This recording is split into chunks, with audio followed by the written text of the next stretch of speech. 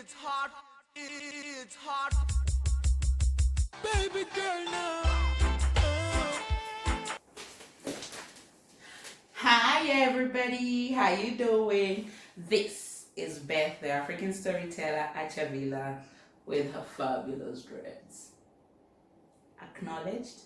Good. Thank you so much for visiting my channel, and today we're going to be talking about dreadlocks and how to take care of them. So I always think to myself, today I'm gonna go in, I'm just gonna give my 5 tips of how to take care of locks to help all those wonderful people out there who wanna start or maintain their locks in a healthy way, and I'm gonna get out, because I am that kind of a person.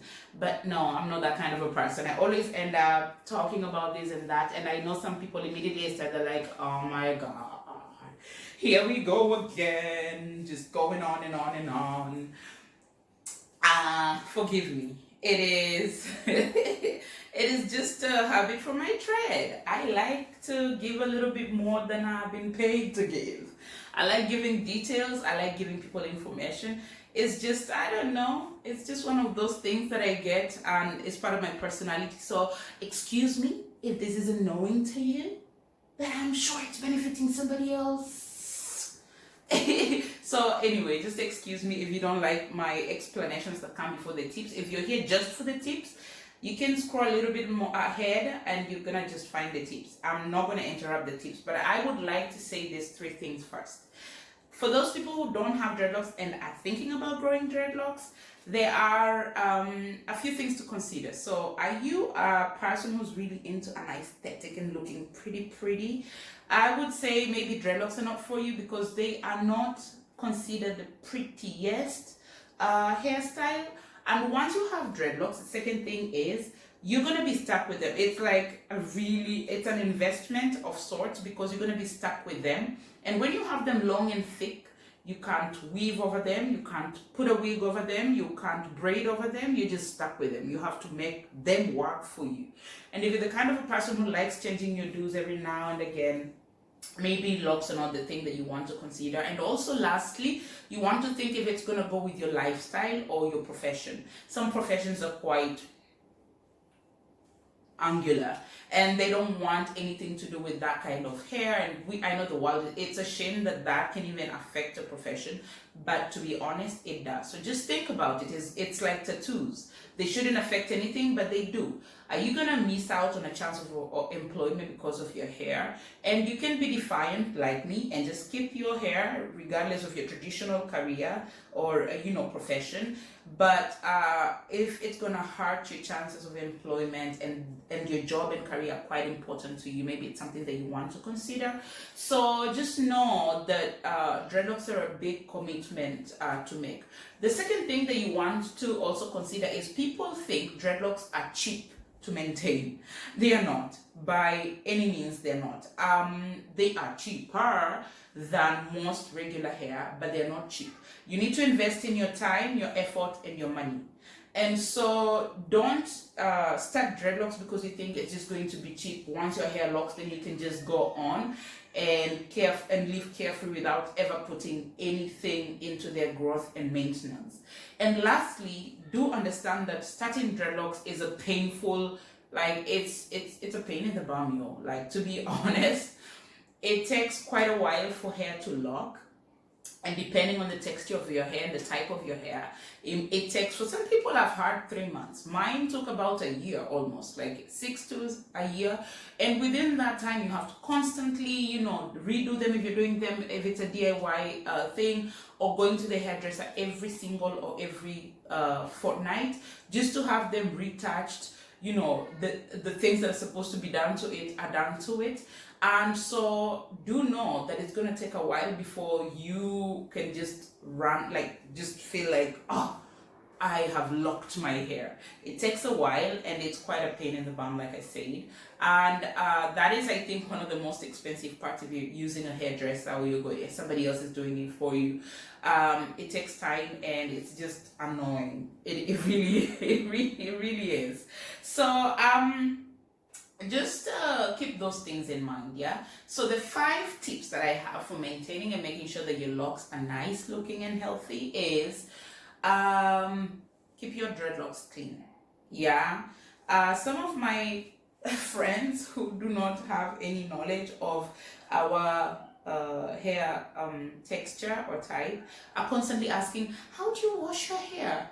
And like, I'm like, what do you mean? Like, I wash my hair, like I put water in, shampoo, scrub, and then just rinse them out, and then do it again until my hair doesn't, like, it's clean, and then I condition like every other hair. Just wash your damn locks. Don't walk around with those nasty locks. It just really gives us a bad name. And this is especially for the brothers. Come on now, bro. Wash those locks. They're gonna look so much doper if you wash them. So I don't, to be honest, don't wash my hair so often for many reasons that may need another video to explain. But I do make sure that my hair is clean and it smells clean always. So and when you're washing, please choose a shampoo that is kind to your hair. Like any other type of hair maintaining routine, choose a shampoo that is not so chemically flooded. Who am I kidding? It's all chemicals. But try to pick the less harmful chemicals in your shampoo. I use Marini products. I put some of them here, and I use their sulfate-free shampoo.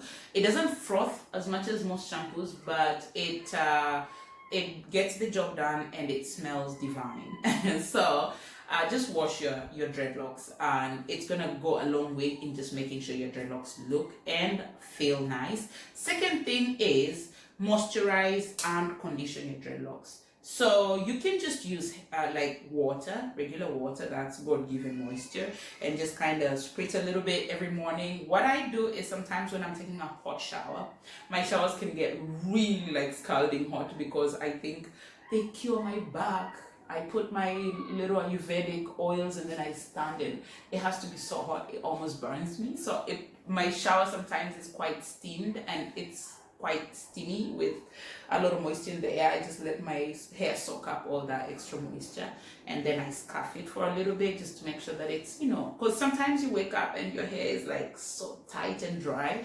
So a little spritzing. There are 2 products that I also use. As you can see, I'm almost running out.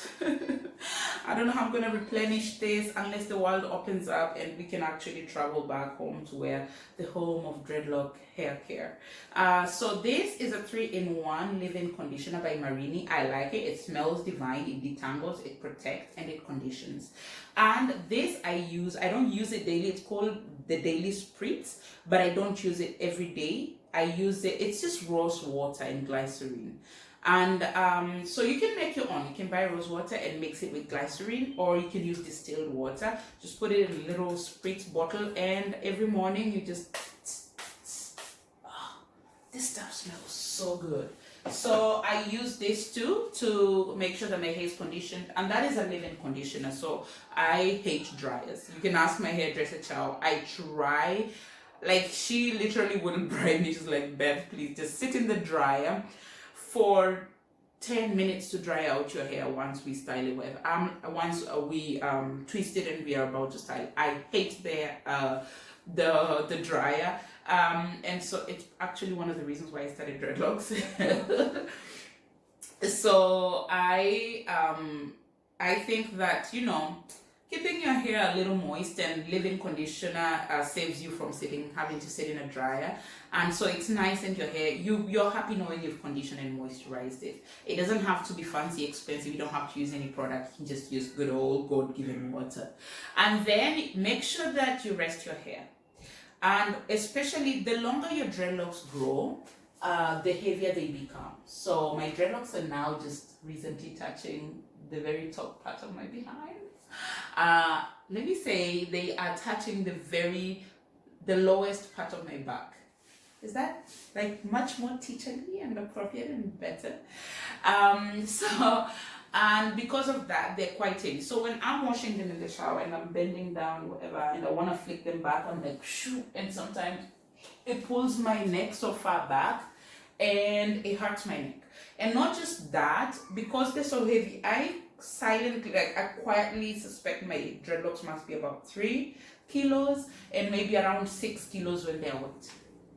Which, by the way, I should put into consideration when I'm weighing myself, which I rarely do. But anyway, make sure that you're resting your hair, because if you keep pulling and tugging and letting it loose and whatever, all those things are gonna wear your hair down. Put it in protective styling. Sometimes my hairdresser, will put my hair in a protective do, and I will travel out of the country and I'll have the do on for 2.5 months. And I will just be cleaning the scalp and washing it while it's in the do. It takes longer to dry, but it does keep my hair protected. And that's how my hair grows. It grows much longer when it's in protective hairstyle. It looks much lusher when I undo the protective hairstyle. And it protects your hair from a lot of elements. And I think it's a good way to also not overly exposing your hair to chemicals. So protect your hair. And just a little ponytail and leaving it in. Actually, that's what I do. I just tie a ponytail and I stay with it for the week, and boom, it's done.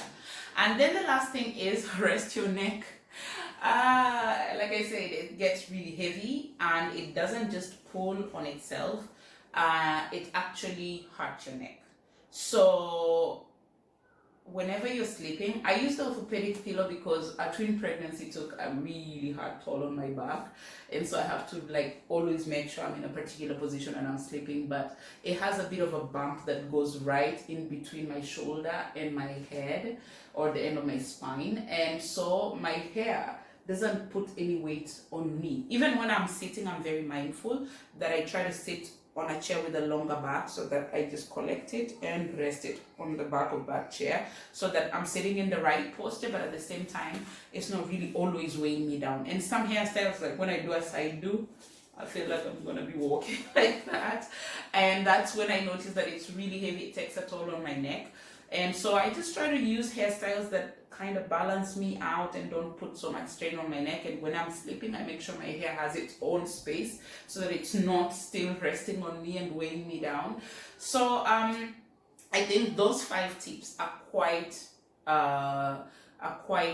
good to incorporate in your everyday dreadlock care. I may do another video that talks about some of the other specifics, but really, I'm not fancy, I am not bullshitting you. This is how I take care of my locks.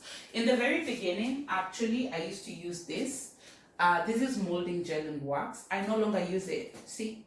It's still I bought this when I last left Kenya, which was a year ago. I haven't touched it because I just feel like my hair no longer needs it, and my hairdresser doesn't even use it. She uses some other product, and she only uses this to lay my edges down when she's styling me. So I know when you're starting out, this might actually be good for you because it helps lock your hair. And this is just a little brush that I use every morning when I put my hair in a ponytail.